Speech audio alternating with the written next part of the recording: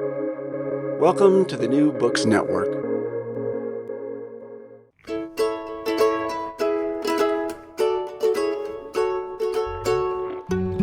From Brandeis University, welcome to a special Recall This Book, where we assemble scholars and writers from different disciplines to make sense of contemporary issues, problems, and events.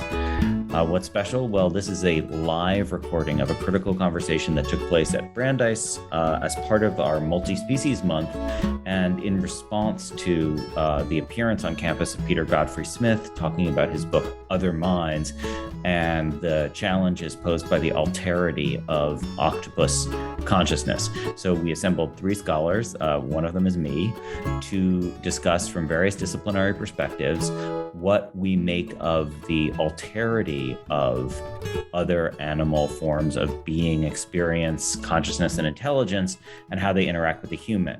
And specifically, you will hear a neuroscientist, Gina, and the anthropologist Patricia Alvarez Astacio, and me talking mostly about Patricia's work, which is centered on alpaca human communities in the Peruvian Andes. And our conversation ranges beyond that, but in the show notes, you'll find ways to go back and pick out links to her scholarly work and also to her visual work, because she's a filmmaker as well, taking advantage of the high visual appeal of those human alpaca interactions that she discusses.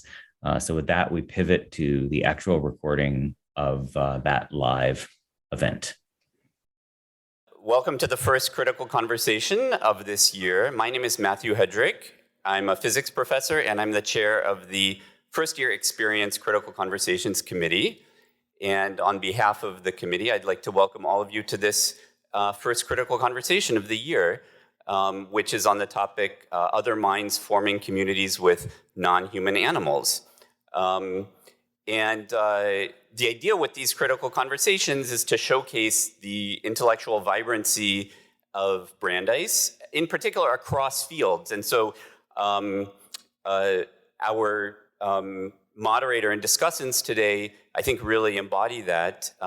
So my job is just to introduce them and then shut up and let them have an interesting conversation. But I think what's interesting is they really span what you could call the intellectual diameter of the university. They're from three very different areas.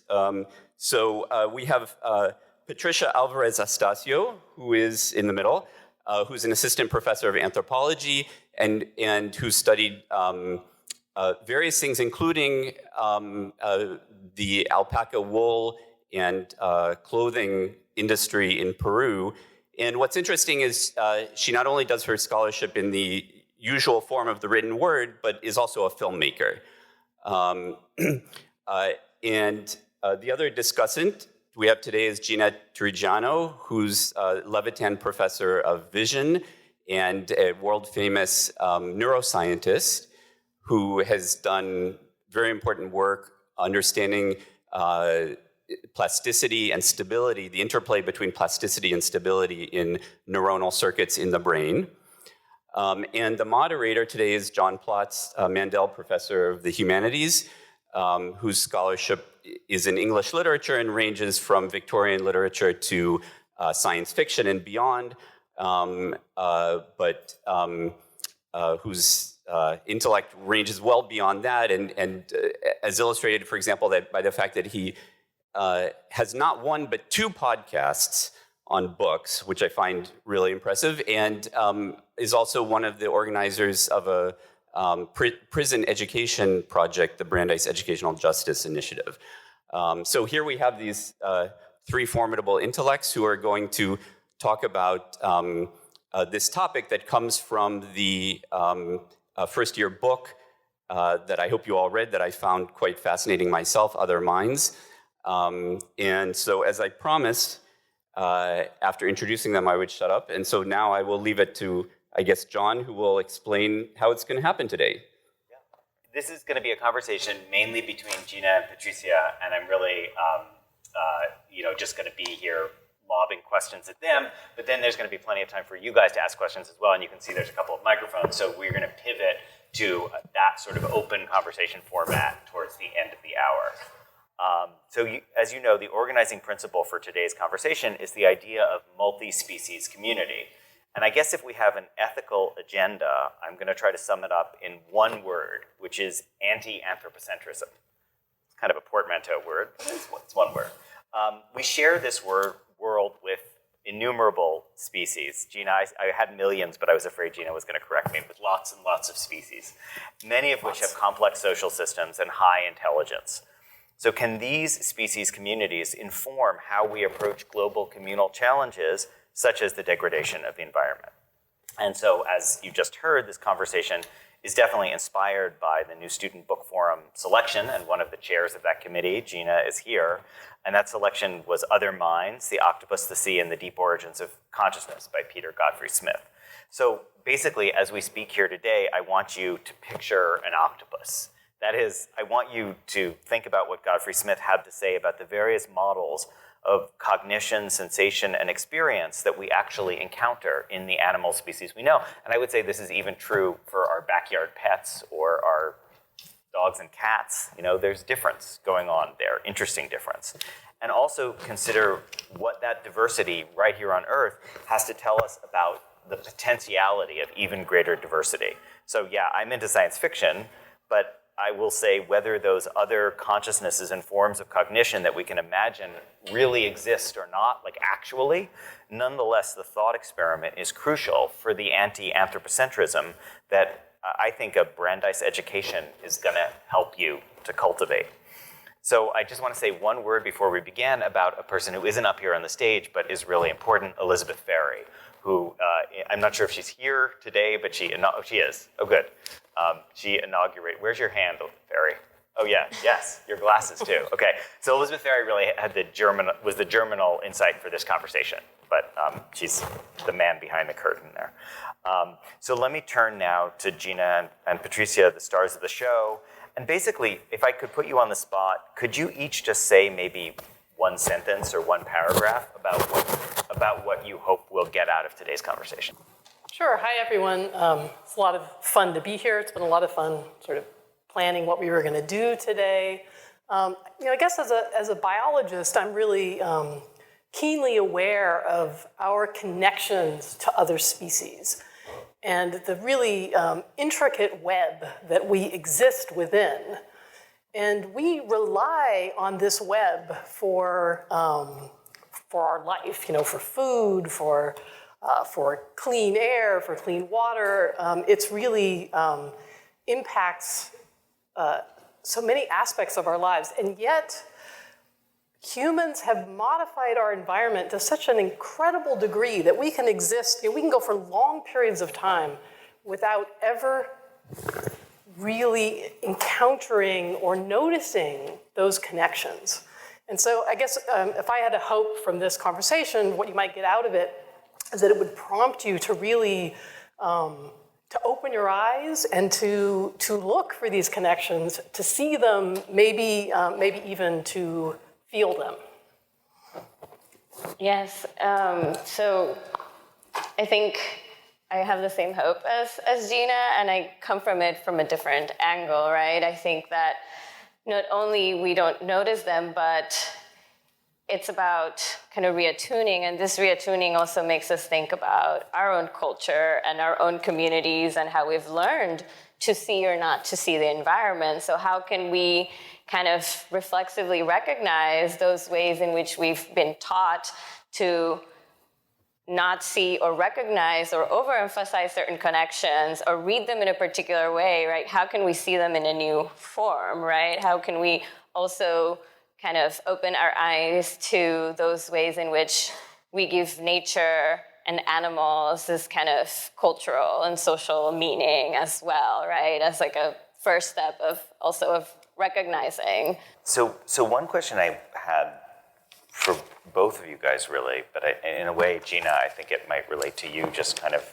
mobilizing your biological knowledge, is just to talk about how we would think about this example of the multi-species community in a greater context of like the multi-species communities that we all kind of live with. So, yeah. Right. I mean, I think many of them that are really influential for us are kind of invisible. Like one example that does not involve intelligent species would be thinking about our microbiome, for instance. And this is something I'm sure all of you have heard about. You know that we're a colony. We have 1,000 species of microbes that coexist with us. And these are really critical symbiotic relationships. We obviously give them a place to live, and we supply them with nutrients, but they supply us with nutrients as well. It sort of changes your perspective on the world when you think about yourself not as just an individual, but actually as this incredibly complex colony that we depend upon. And the influences.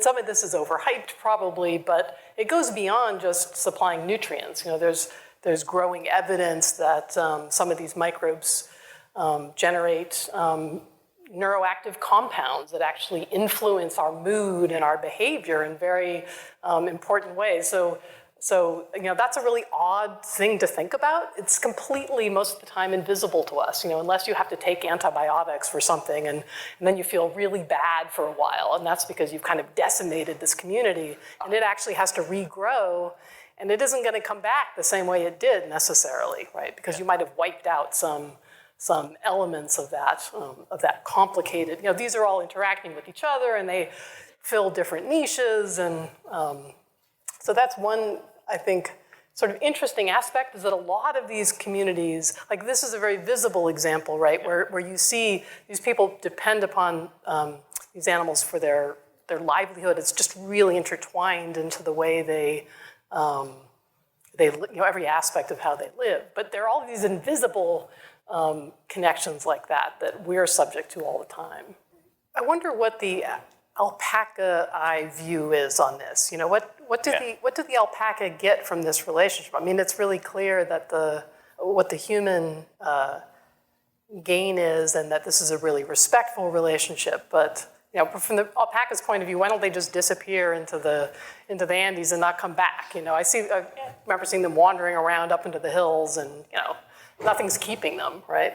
Yeah, and they don't run away like that. But one of the things that happens because of the ways in which humans have not evolved by themselves, right? Like we've evolved alongside with different kinds of animals. Some we've co-evolved. Especially. Yeah, with dogs we've co-evolved. Yeah. Others we've made them evolve into things. Mm-hmm. They need to be sheared, like sheep too, right? And there was this really story a couple of years ago, a really interesting story about this runaway sheep in Australia that got lost for I don't know how many months, and they couldn't find it. And eventually someone stumbled upon it, and the wool had grown so large that it had got caught between trees and it couldn't move, and who knows for how long it had been dangling in the forest or in the bush. And so alpacas need humans to shear them, right? They could not just, because it's just going to keep growing. So then that hinders their life. They also get medical attention if they get sick, right? Or if they're injured, they get this kinds of kind of human and veterinary or kind of indigenous forms of care. They get, if we go into kind of Andean cosmology or the mythology, right? The alpacas are the animals that move in between the kind of spirit realm and the human realm as well. So they're this kind of very interesting being.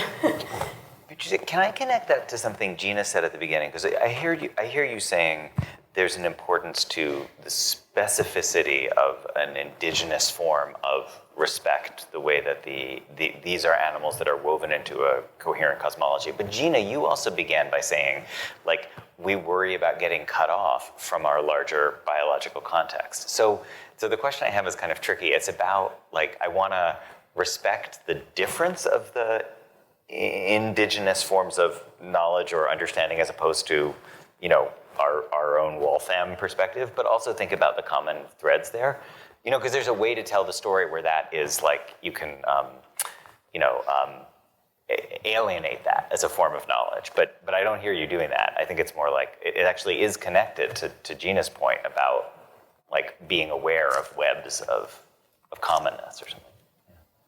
Yeah, I as an anthropologist, I think it's important to recognize indigenous knowledge and points of view as well, and I think it also speaks to, right, how our culture and our society and our sets of beliefs allow us to see and understand nature in particular ways, and then that shapes our behavior towards nature. So regardless of the truthfulness, right, if the alpacas are actually this being that could do this or not, understanding them in this way and imagining that they have this other kind of point of view makes humans treat the alpacas and their environment in a particular way that I think is very different from us, and that, if we can recognize, how do we see kind of animals, right? How do we see those relationships?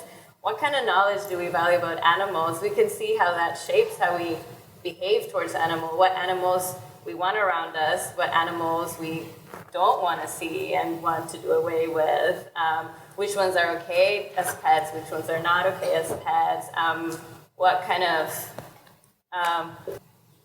who we want in our community and who we don't want, and why. I think we're really not conscious about that, and that lack of seeing has big consequences. Mm-hmm.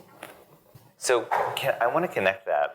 I've been dying to ask about, basically, this is the question about pigeons and rats. So I don't exactly know how to formulate it, but we humans, Gina, again, you said we are sort of cut off from our awareness of our environment, but in another way, we have successfully kind of wasted/transformed so much of the globe. And of course, cows live on that globe and chickens live on that globe, but also all of these species that we think of as kind of dirty, but they depend on a human condition. So how do you guys think about that? I mean, not so much untainted wilderness, but just like the waste, which is made by humans, but it isn't only inhabited by humans. Right. I mean, I think we're at a point in,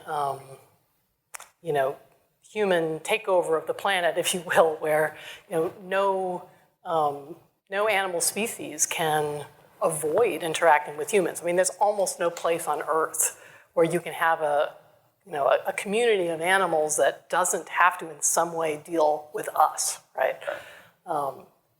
And some animal communities have adapted to that very well. I was actually thinking about corvids, which are one of my favorites. So smart. So corvids are crows, ravens, jays, rooks, and they're just an incredibly playful, intelligent, and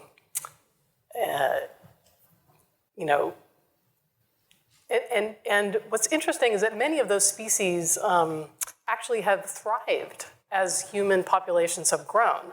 And part of the reason for that is that they're really adaptable. They're omnivores. They can eat just about anything. So they'll eat pet food, or they'll eat they eat roadkill, right? All sorts of things that humans provide in abundance.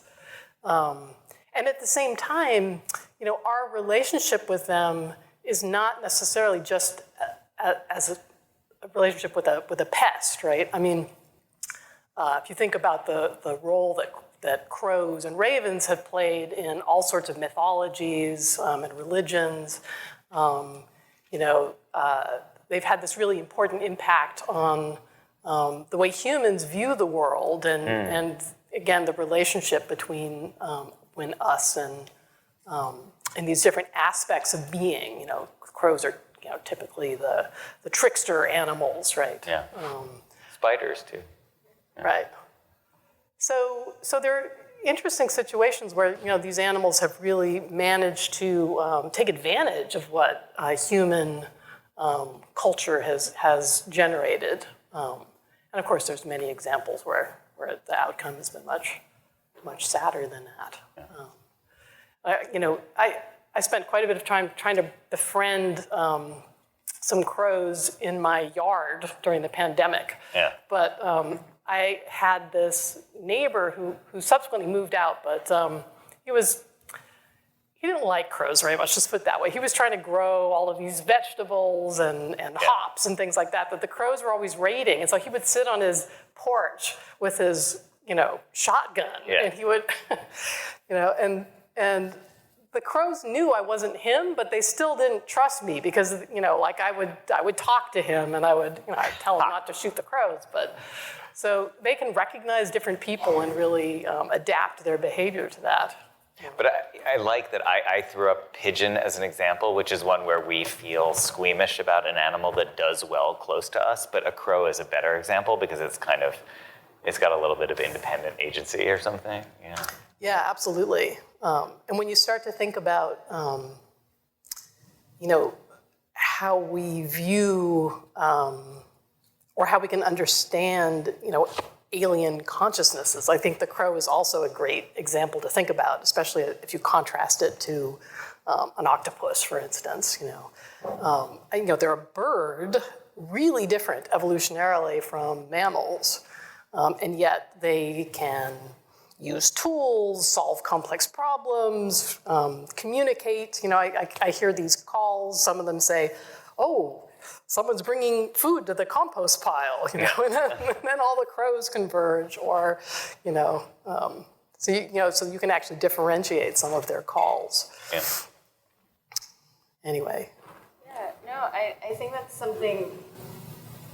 I was thinking about pigeons and thinking about not only pigeons but all these other animals that now, because of how we've encroached in their spaces, are now entering and living in urban areas. If that wasn't common before, right? So in Europe, there's a big issue with boars. So now you find wild boars in most cities because they kind of need to live and they're kind of adapting. And some of them become pests and others are kind of welcome. And it's interesting to think about, right? I'm from Puerto Rico, and almost all the animals we have there are invasive species, like the bigger ones. So we have Vietnamese pigs, which are super cute, are adorable, are pets for most people. But now there's an overpopulation of them. They've gone wild, and they're a pest for us, right? Or thinking about our national frog, the coqui, which is this tiny little tree frog that sings at night, and for us it's like the best sound to go to bed. And somehow they ended up in Hawaii, and they're a pest. People can't stand them, right? And they can't wait to displace this kind of community out of the area. And to think about also, what is it about particular kinds of animals and the ways they make themselves at home in our spaces that allows us to welcome them or not, right? I think it's Yeah, I was thinking about that Thomas Hardy line, which Mary Douglas gets credit for it, but it's really Thomas Hardy, dirt is matter out of place. So it's like from pet to pest is just a semantic distinction. It's not So I think this is a related question. Basically, given that we're thinking about what we stand to learn from multi-species communities, so there's a lot of species out there with complex social structures and intelligence like the crow. I was thinking actually about ants, which are, it is true that humans have impacted them, but they seem kind of unchanged by that, So as we contemplate the implications of the Anthropocene, that is like a world that we have put our big thumb everywhere, what can we learn from other species that might inform our own way of being in the world? Want to start? What? You want to go first? I can Go first. So I kind of, as an anthropologist, the way I think about this question again goes back to, I think there's a very common way of still seeing what we can learn about animals, and then this very kind of instrumental way. And I'm thinking here, there's another anthropologist who studied bees and how the military studies bee behavior to develop the technology, right? So that we can kind of continue putting our mark in more and more and more spaces. So my interest, I think, is that when we go outside of our Western kind of viewpoint, right, that we've grown up in, where nature is out there, and we are humans, and we have culture, and we mold nature to our needs, even if that need is to appreciate it, right, and go on a hike and eliminate human trace from it, right? Like when we go outside of that framework, which is also part of the perspective that has allowed us to intervene in the natural world to the point that we've, messed up with geological time. I think, stepping out of that perspective and seeing how other folks around the world see and understand themselves in relation to nature, or maybe see themselves as part of nature and what that entails, can give us ideas for how to see differently how we relate to nature, and potentially think of other ways of tackling these issues that aren't just like, oh, bees are really good at this, let's use electronic and AI to mimic it to further our interest, right? So like I said, I learned a lot from how people herd alpacas, but I think what I took out of it was a different way of not like, oh, now I'm going to go to the alpaca farm and tell people how to properly take care of the animals so they can do it better, but kind of a different sensibility of how to think of myself in relation to animals, how to treat the animals, how to engage with them, how to reckon with the fact that I'm a human and I eat meat, and I also care about animals and the environment, right? And maybe the option is not being vegan, but how can I kind of rethink my position in relation to something I deeply care about, so that I could kind of maybe work towards a different kind of shift. So using those ideas to be more imaginative. Yeah, I can think of so many answers to that. Some of them are utilitarian, and there's a lot of utilitarian answers, but I actually want to give it maybe a slightly different one. Thinking as a neuroscientist, and again, thinking back to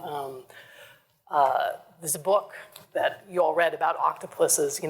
Part of, I think, what we can get out of interacting with other species and other communities of animals is a real expansion in our view of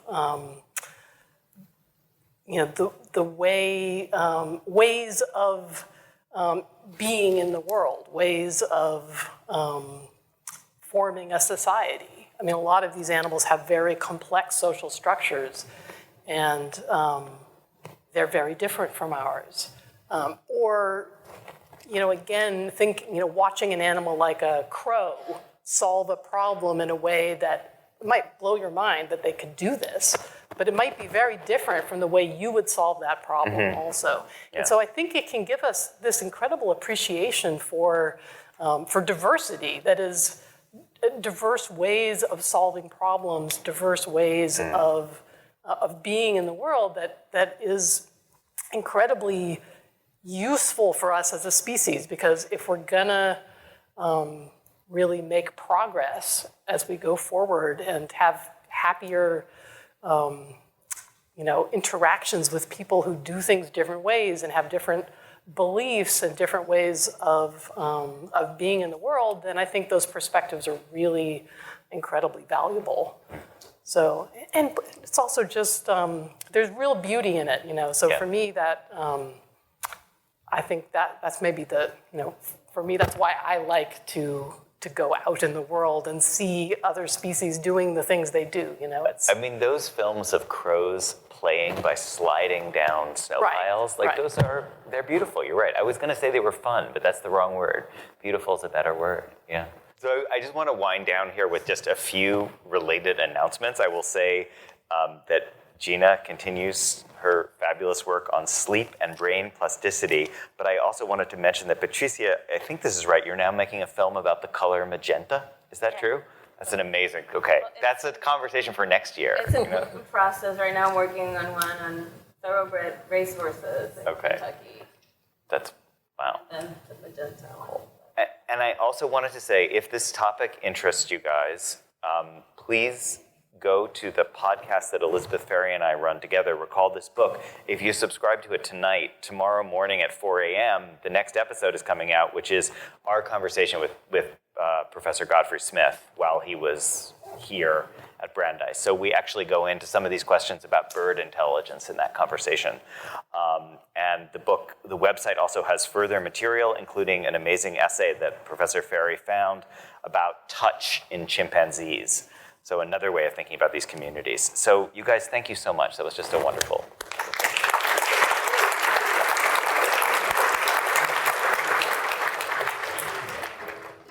That concludes our live recording of a Brandeis critical conversation envisioned specifically as part of our multi-species month that we'll call this book.